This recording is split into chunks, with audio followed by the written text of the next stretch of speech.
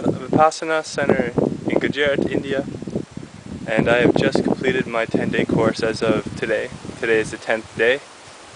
We broke our Noble Silence code about 4 hours ago, so I haven't spoken too much since in the last 10 days. Just a few words here and there, a few questions, that's about it. And I wanted to do a mini-doc, as I'll call it, a mini-documentary on what I did over the last few days and the different things that came up with the technique and how it works, just because it's pretty cool. So here we go. Dhamma Sindhu. Okay, hello. So what is Vipassana? Vipassana is not a religion. It's not a cult. Nothing like that. It's just a technique, scientifically proven, scientifically studied, scientifically researched, in which they say that all of our misery in life starts with us, comes with us, and it's through our reactions to different things, different sensations in the world. So when we have these reactions, throughout our lifetime they've happened automatically. They're just programmed. This is developed from an early age, and it gets multiplied throughout our life. So what we do then is, when we see a sensation or hear a sensation or feel a sensation or any sensation that we don't like, our subconscious mind automatically generates a reaction depending on what it is. If it's a good sensation, we feel good. If it's bad, we feel bad. So, but we have no say with how we react. It's automatic.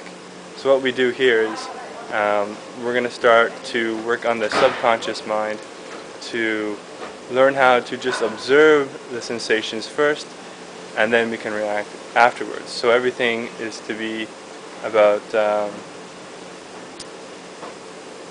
balance of the mind, equanimous is what they say. And so what we're going to do is learn how to make that mind-to-matter connection so that we can recognize the extreme subtle sensations and then just observe them. And we're going to start training our mind that way. So here's our timetable. 4 a.m. morning wake up. 4:30 to 6:30 meditation in hall or in residence. I always did the hall. 6:30 to 7 was breakfast. 8 to 9 was our group meditation. This was a must be in the hall, and we had to all stay together. 9 to 11 was meditation in the hall or residence. 11 to 11:30 was lunch. 12 to 1 p.m. was rest. 1 to 2:30 more meditation. 2:30 to 3:30 more meditation.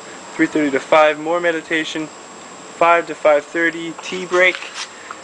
6 to 7 group meditation. 7 to 8:30 discourse group meditation. Then lights out at 9. Total of 10 hours of meditation a day, and no talking, no music, no writing, no type of jewelry of any kind, no association with, if you're religious, any type of religion, no praying, no whatever, if you're Muslim, praying to the sun or whatever, nothing like that. So you're supposed to strip yourself of all that kind of sensation and just allow yourself to focus purely on yourself. So they wanted to really make it secluded, and we're in essence living like a monk or a nun for 10 days. No talking. All of our food is through charity. Everyone is donated from previous students, so we don't pay for anything. And everything here is provided for us through charity.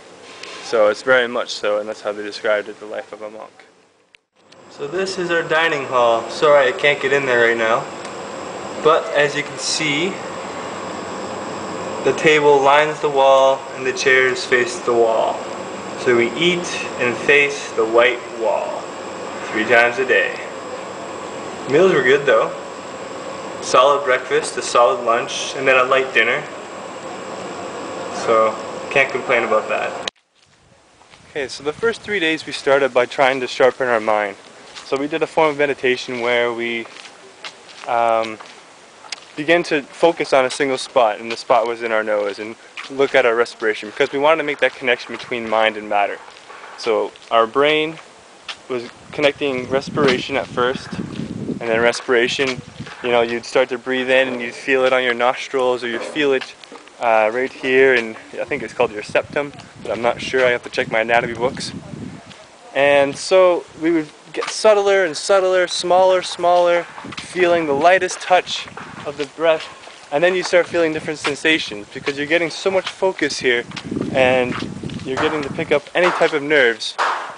You're feeling like little tinglies or whatever, like any sensation, and that's what they want. They want you to feel any sensation. Just if you feel it, just recognize it, just observe it. Don't take action to it, just observe it. So the first 3 days went like that. After that, then we started Vipassana meditation. So instead of just focusing on one point, we began doing that same thing throughout our entire body. So being able to distinguish any part of your skin, starting with your skin, and trying to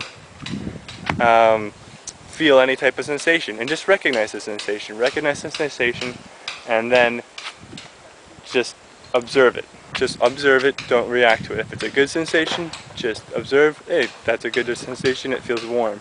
That's a good sensation, it tingles. If it's a bad sensation, that really hurts, it's a pain, just say, okay, that's a pain sensation, but it's just a pain sensation.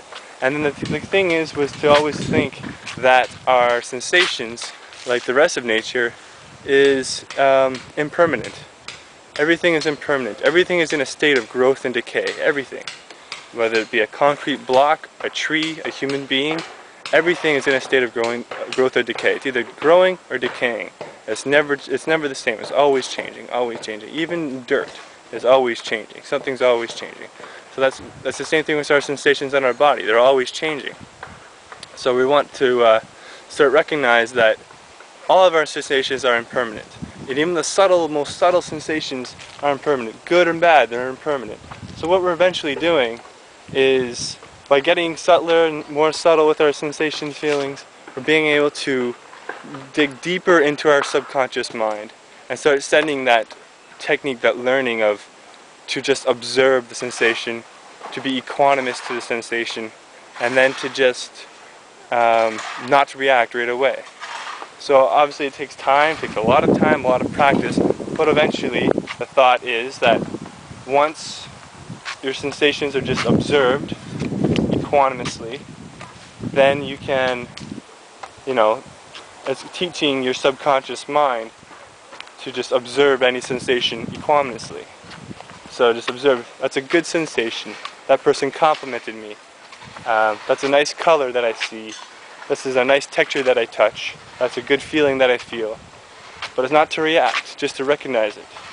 Same thing with bad. If it's bad, it's just a bad reaction. Or it's observe it, just be like, that's pain, that's negative, those words are not nice, they hurt me. But don't react to them, just observe it. And over time, it's going to start decreasing how we feel and how we react to everything.